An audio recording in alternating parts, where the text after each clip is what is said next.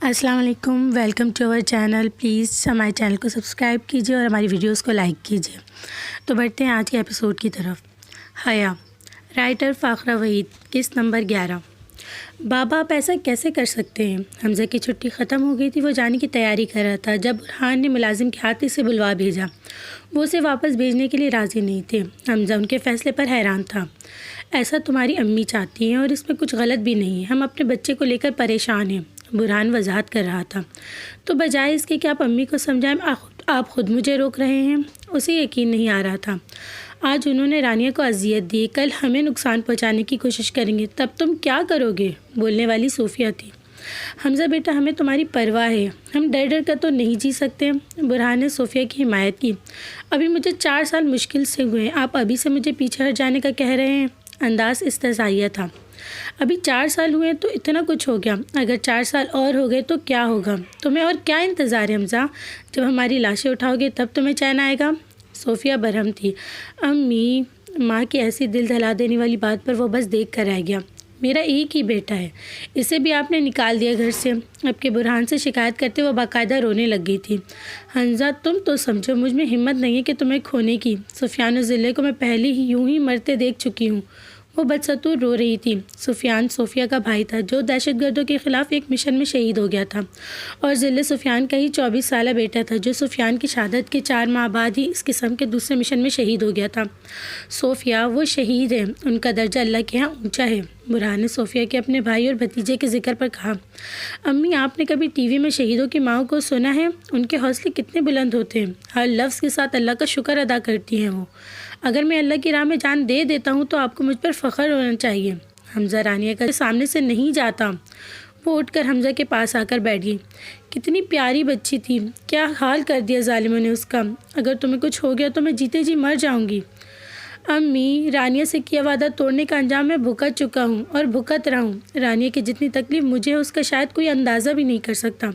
اتنی تکلیف ہے کہ لگا تھا مر جاؤں گا، لیکن نہیں مرا۔ شاید اللہ نے مجھے اس ملک کے لیے زندہ چھوڑ دیا۔ اب اگر کروڑوں لوگوں سے کیا وعدہ توڑوں گا تو خود بھی نہیں جی سکوں گا، پھر مجھے اپنے پاس رکھ کر کیا کریں گی آپ؟ اس کی آواز میں تکلیف تھی۔ صوفیہ نے اس کی تکلیف محسوس کی تھی۔ وہ رکنے والا نہیں تھا، وہ سمجھ گئی تھی۔ بیٹا، جیسے تمہاری مرضی، میں دعا کروں گی اللہ میرے بچے کی حفاظت کرے۔ وہ اکیلا سینکڑوں پر حاوی آئے۔ وہ بیٹے کا ماتھا چوم رہی تھی۔ جب تک آپ کی دعائیں میرے ساتھ ہیں مجھے کچھ نہیں ہوگا۔ وہ ماں کے ہاتھ چوم رہا تھا۔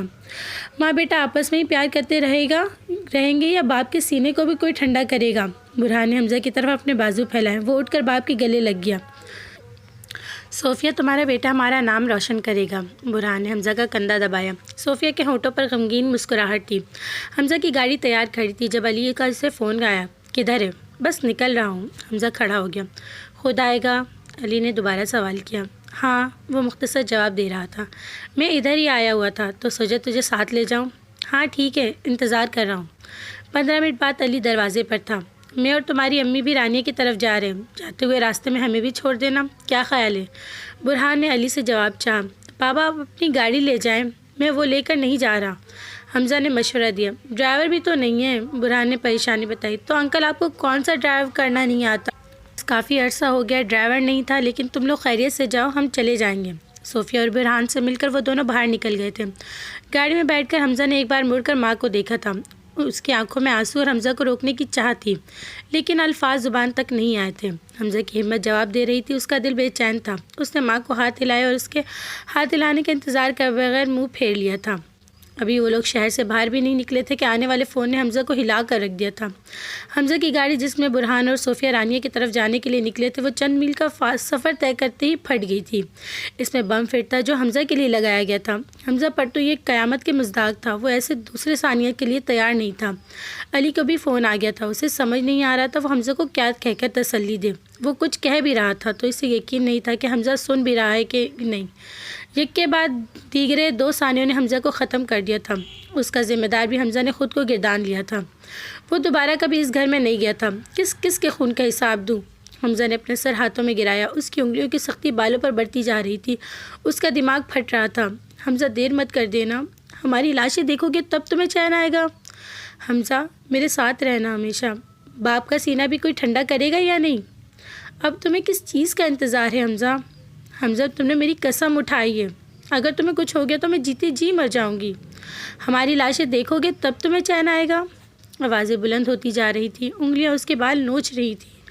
اندھیرے میں کوئی چہرہ اسے نظر آیا تھا، آنے والے کو وہ دیکھ نہیں پا رہا تھا۔ اندھیرا کچھ چھٹا اس نے دیکھا، وہ خود اپنے سامنے کھڑا تھا، وہ خود کو اپنے گلے لگانا چاہتا تھا۔ وہ آگے بڑھا، آنے والا دور ہوتا جا رہا تھا۔ اب چین ہے تمہیں؟ تمہاری ضد نے سب کی جان لے لی۔ دور اندھیرے میں سے آواز آئی تھی، مار دیا تم نے سب کو، رانیہ کو، ماں بابا کو، قاتل ہو تم، ظالم ہو۔ آواز بلند ہوتی جا رہی تھی اور ساتھ ہی حمزہ کی تکلیف اور انگلیوں کے بالوں پر گرفت بھی بڑھتی جا رہی تھی۔ رانیہ، ماں، بابا، وہ چیخ رہا تھا۔ آواز حلق میں دب گئی تھی۔ اس نے ایک دم آنکھیں کھولی، سورج سر پر تھا۔ وہ کہاں تھا وہ سمجھنے کی کوشش کر رہا تھا۔ اس نے آس پاس دیکھا، یہ اس کے کمرے سے معلق بالکنی تھی۔ ماضی کی بھول بھلائیوں میں کب اس کی آنکھ لگ گئی تھی اسے پتہ ہی نہیں چلا تھا۔ اس کا سر درد سے پھٹ رہا تھا، آنکھیں گزری اذیت کا پتہ دے رہی تھی۔ وہ کمرے میں آ گیا، فرش پہ پڑا کانچ اس کے پیر میں لگ گیا تھا۔ روح پر لگے گھاؤ اتنے گہرے تھے کہ وجود پر لگے زخم اسے تکلیف نہیں دیتے تھے۔ وہ نہا کر سیدھا نیچے بیسمنٹ میں چلا گیا تھا، جہاں سب اس کا انتظار کر رہے تھے۔ جاری ہے۔